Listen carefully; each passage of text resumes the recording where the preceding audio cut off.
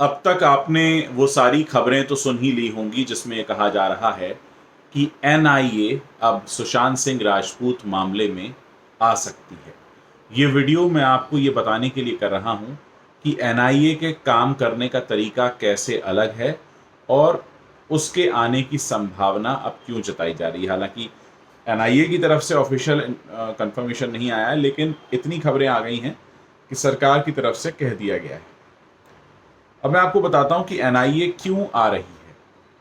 NIA का जो काम है वो है जितने भी इंटरनेशनल लेवल के सरगना होते हैं जो अंतर्राष्ट्रीय स्तर पर ड्रग्स सप्लाई करते हैं या टेररिस्ट एक्टिविटीज़ होती हैं या ऐसी एक्टिविटीज़ जो देश के बाहर से कंट्रोल हो रही होती हैं, जिसमें एक संभावना ये भी होती है कि वो सारी एक्टिविटीज़ टेररिज्म से कनेक्टेड भी हो सकती हैं। इन सब मामलों में एनआईए आती है। एनसीबी क्या कर रही थी? एनसीबी ये जांच कर रही थी कि with in country, with in India कौन कौन से ड्रग पेडलर्स हैं, किस तरह से सप्लाई होती है, किन चैनल्स के थ्रू होती है, कौन लोग इन्वॉल्व हैं, पैसा कैसे ट्रांसफ़र होता है, कहाँ कहाँ ठिकाने हैं इनके, ठीक है, इनको कैसे लाया जाता है ड्रग्स को। ये तो सारी बातें हो गई जिसकी जांच नारकोटिक्स कंट्रोल ब्यूरो करता है। अब हम बात कर रहे हैं एनआईए।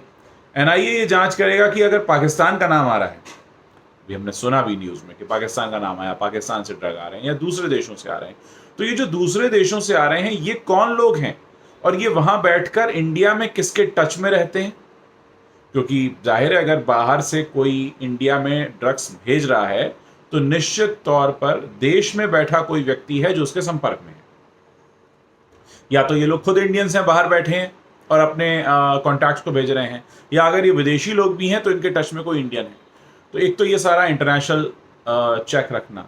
दूसरी बात, जैसा कि डॉक्टर स्वामी ने भी बहुत पहले कहा था, जिसमें कहा गया था उन्होंने कि दुबई लिंक्स की जांच होनी चाहिए जो बॉलीवुड के खान्स हैं और उनकी जो दुबई की प्रॉपर्टीज़ हैं उनकी जांच होनी चाहिए, कहा था डॉक्टर स्वामी ने।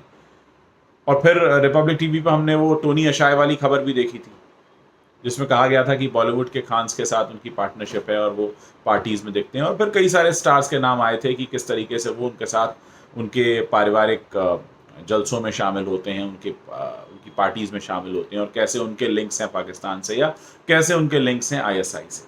अब ये पूरा एंगल उभरता हुआ दिखाई दे रहा है क्योंकि देखिए, जब एसएसआर का केस हुआ था किसी को अंदाज़ा नहीं था। ज़्यादा से ज़्यादा लोगों ने सोचा था कि भाई पुलिस जांच करेगी, सीबीआई की मांग हो रही थी, और फिर ईडी तक लोगों ने सोचा था कि इन्फोर्समेंट डायरेक्टरेट आएगी क्योंकि पैसे का घोटाला है। ये ईडी की जांच पड़ताल में जब ड्रग एंगल आया और ड्रग एंगल के बाद ये सारी बातें निकल कर आई कि इतने बड़े बड़े लोग इन्वॉल्व हैं, और साथ में ये भी निकल कर आया कि सुशांत सिंह राजपूत के घर पर लॉकडाउन के दौरान ड्रग्स डिलीवर होते थे।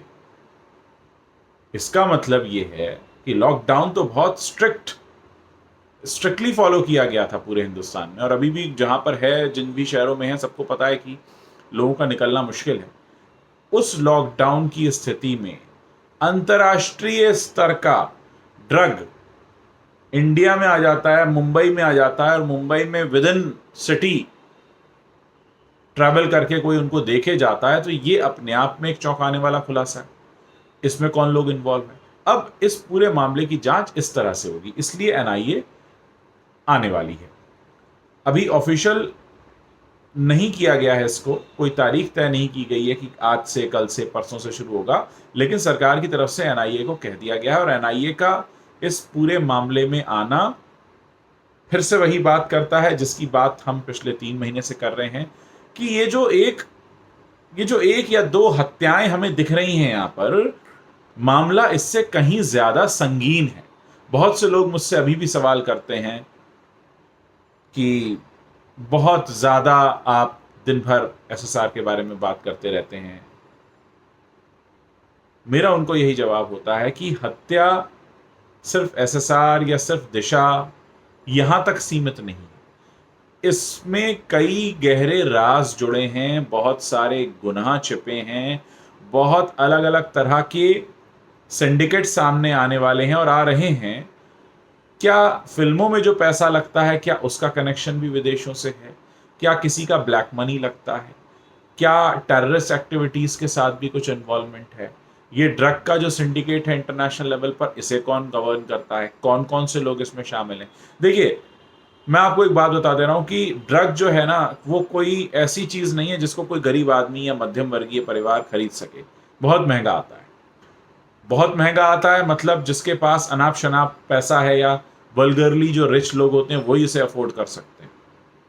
और ये कौन है? ये फिल्म इंडस्ट्री के लोग हैं, जिनके पास ज़रूरत से ज़्यादा है। इतना तो हर कोई मानेगा कि ज़रूरत से ज़्यादा पैसा है।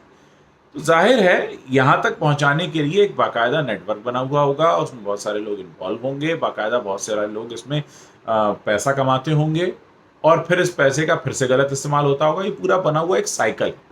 ये कहाँ से पैसा आता है, कहाँ को जाता है और उसका प्रॉफिट कौन कौन लोग एंजॉय करते हैं और फिर उसको कहाँ इन्वेस्ट करते हैं। तो ये वो सारी बातें हैं जिनकी जांच एनआईए करेगी और मुझे लगता है कि अब एनआईए के आने के बाद कुछ और ऐसे रहस्य उद्घाटन होंगे जिनसे हम सब की आंखें और खुलने वाली हैं।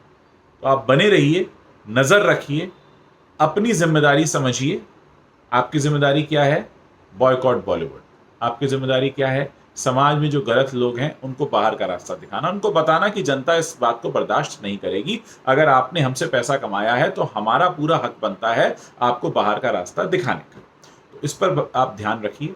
बाकी तो खबरें हैं, आएंगी और मेरा एनालिसिस भी आता रहेगा, आप तक पहुंचता रहेगा।